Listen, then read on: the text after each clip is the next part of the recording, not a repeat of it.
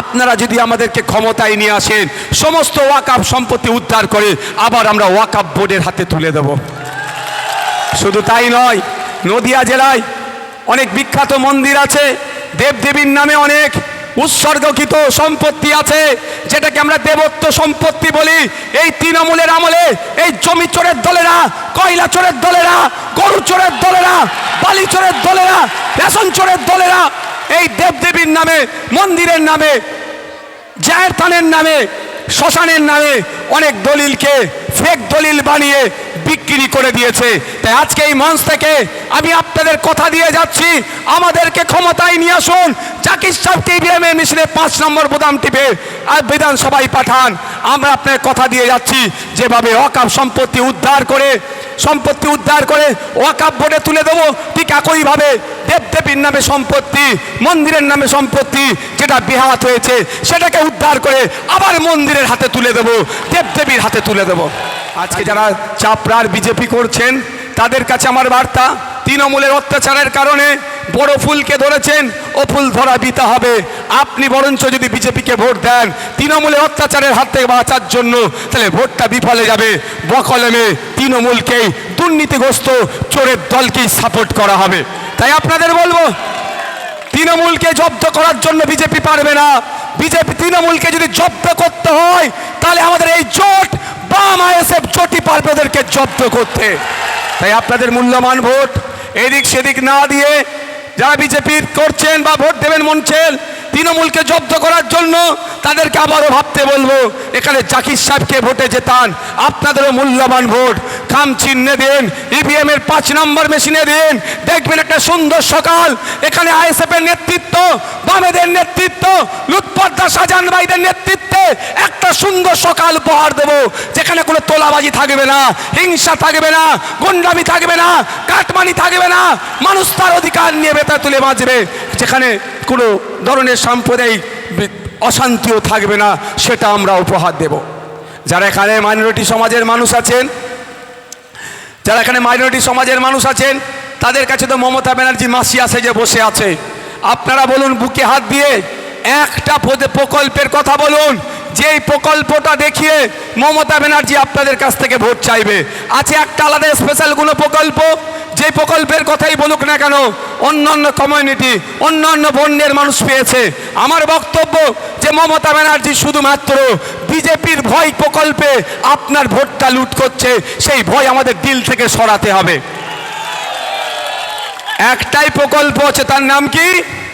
BJP ভীতি। বিজেপির ভয়ের প্রকল্প দেখিয়ে আপনার আমার ভোট লোটার চেষ্টা করছে। 2021 সালে কিন্তু ভাঙড়ের বীর পুরুষেরা, ভাঙড়ের বীরাঙ্গনারা এই ভয়কে পাত্তা দেয়নি। ভয়কে উপেক্ষা করে নওশাদ সিদ্দিকীকে সংযুক্ত মোর্চার একমাত্র প্রতিনিধি করে পাঠিয়েছিল। তাই আপনাদের বলবো, চাপড়া বলছে, চাপড়ার বাজার বলছে, আগামী দিনে দ্বিতীয় ভাঙড় এই চাপড়া থেকে হচ্ছে। এবং বিধানসভায় আমার পাশে বসে আমাদের বামেদের সমর্থন নিয়ে জাকির হোসেন মন্ডল যাচ্ছে। কি ভাই, যাবে তো নাকি? আপনারা এখানে একটু হাতটা তুলে রাখুন তো ভাই। যারা দূরে আছেন ছাদে আছেন, একটু তুলে রাখবেন। ছাদে আছেন, ভোটটা হবে তো?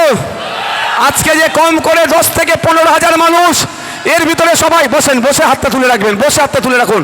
10-15,000 মানুষ যে এখানে উপস্থিত হয়েছেন, আপনারা যদি দায়িত্ব নিয়ে পরিবারের ভোটটা এসএফকে করান, 4-15-60,000 ভোট এমনি আমরা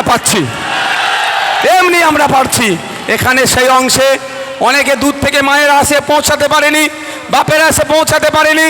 আমরা যে ক্যালকুলেশন করছি, আগের দিনে লুৎফর দা, ওলকেশ বাবু এবং নদিয়ার দায়িত্ব সে মেঘলাল বাবুদের সাথে আলোচনা করে যতটুকু জানতে পারছি, দিকে দিকে কালীগঞ্জ থেকে তামান্নার মা জিতছে, পলাশী থেকে শামসুর মাস্টার জিতছেন, কানাকাশিপাড়া থেকে জিতছেন এবং চাপড়া থেকেও আমাদের জাকির সাহেব জিতছে। দিকে দিকে নদিয়া জেলায় বিজেপি তৃণমূল শূন্য হচ্ছে।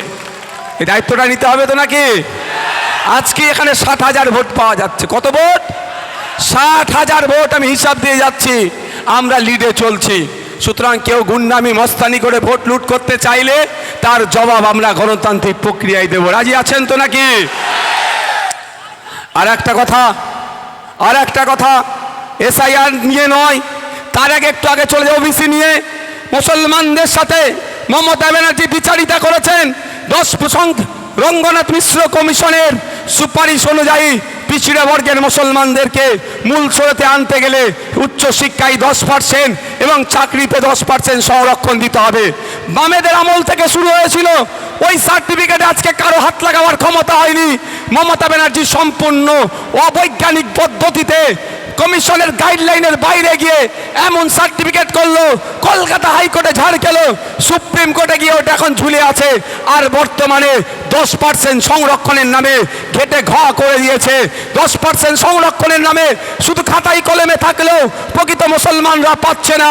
প্রকৃত মুসলমানদের, গরিব মুসলমানরা যাতে সংরক্ষণের আওতায় আছে, গরিব আদিবাসীরা, দলিতরা যাতে সংরক্ষণের আওতায় আছে, ঠিক যেভাবে বামপন্থীরা লড়াই করছে, আইএসএফও লড়াই করছে। তাই আপনাদের বলবো, আপনাদের মূল্যবান ভোট আগামী 29 এপ্রিল থাম চিহ্নে দিয়ে বিধানসভার মধ্যে পাঠান। মুসলমানদের সংরক্ষণ, দলিতের সংরক্ষণ, আদিবাসী সংরক্ষণের লড়াই আমরাই কাঁধে কাঁধ মিলিয়ে করব। একদিকে জোড়া ফুল বলছে মাস গেলে 15,000 টাকা দেব, মায়েদের হাতে লক্ষ্মীর ভান্ডার দিচ্ছে 1200-1500, এর বিরুদ্ধে আমি নয়, কিন্তু এটা বাড়ানো দরকার। কম করে 5,000 টাকা মায়েদের হাতে মাছে দেওয়া দরকারের পক্ষে আমি। কি চুপ তালি দিলেন না কেন গো? মেয়েরা পাবে বলে? হ্যাঁ হ্যাঁ, তার পরিবর্তে কিছু কাজও বুঝে নেব আমরা। কিন্তু বিজেপি এখন খুব গল্প শোনাচ্ছে, মাস গেলে 3,000। বিজেপিকে আগে বলুন, আগে দিল্লির 18 মাস টাকা বন্ধ আছে মায়েদের, ওটা খোলো। উড়িষ্যায় মায়েদের 16 মাসের টাকা বন্ধ আছে, 2,500 টাকা করে মায়েদের দেওয়ার কথা। আগে ওটা দিয়াও, তারপরে এখানে সে গল্প শোনাবে। ওদের গল্প আমরা শুনবো না।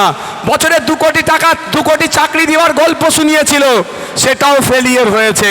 15 লক্ষ টাকা করে বিদেশ থেকে কালো টাকা ফিরিয়ে নিয়ে এসে 15 লক্ষ টাকা করে দেবো, সেই গল্প আজকে গল্প হয়ে গিয়েছে, বাস্তবে রূপ দেয়নি। তাই আপনাদের বলবো, বিজেপির কথাই প্রভাবিত হওয়ার দরকার নাই, আর তৃণমূলকে তো বিশ্বাস করার কোনো জায়গাও নাই।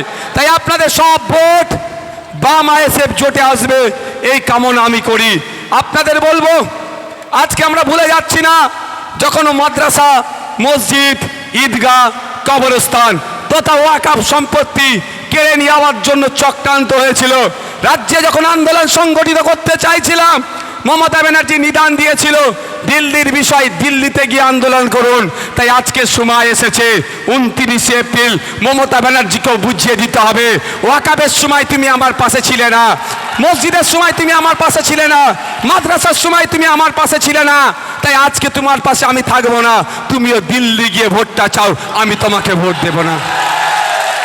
এটাও বলে রাখি আপনাদের, এটাও আপনারা জেনে রাখুন, আপনার বাপ দাদার যে কবরস্থানটা এখনো সুরক্ষিত আছে, মাদ্রাসা, মসজিদ, ঈদগাহটা যে এখনো সুরক্ষিত আছে, সেটা মাথায় রাখবেন। এই নওশাদ সিদ্দিকীর সুপ্রিম কোর্টে মামলা করার জন্য এখনো সেটা সুরক্ষিত আছে।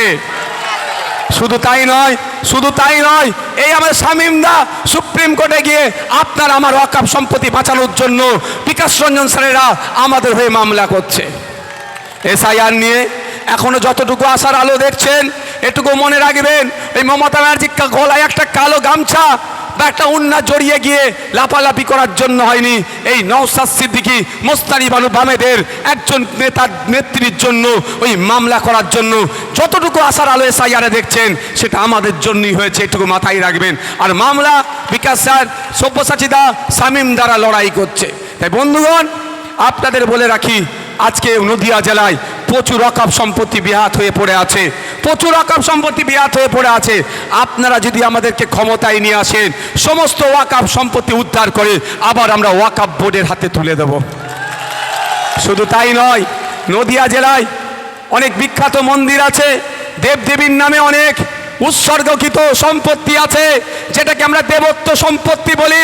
এই তৃণমূলের আমলে এই জমি চোরের দলেরা, কয়লা চোরের দলেরা, গরু চোরের দলেরা, বালি চোরের দলেরা, রেশন চোরের দলেরা এই দেবদেবীর নামে, মন্দিরের নামে, জায়ের থানের নামে, শ্মশানের নামে অনেক দলিলকে ফেক দলিল বানিয়ে বিক্রি করে দিয়েছে।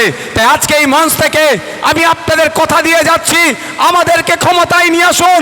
জাকির সাহেবকে ইভিএমের মিছিলে 5 নম্বর বোতাম টিপে আর বিধানসভায় পাঠান। আমরা আপনার কথা দিয়ে যাচ্ছি, যেভাবে ওয়াকফ সম্পত্তি উদ্ধার করে ওয়াকফ বোর্ডে তুলে দেবো, ঠিক একইভাবে দেবদেবীর নামে সম্পত্তি, মন্দিরের নামে সম্পত্তি যেটা বেহাত হয়েছে সেটাকে উদ্ধার করে আবার মন্দিরের হাতে তুলে দেবো, দেবদেবীর হাতে তুলে দেবো। তাই যদি মনে করেন যত রকম অনাচার অন্যায় হয়েছে সেটাকে বন্ধ করা দরকার, সুষ্ঠু সমাজ নিয়ে আসা দরকার।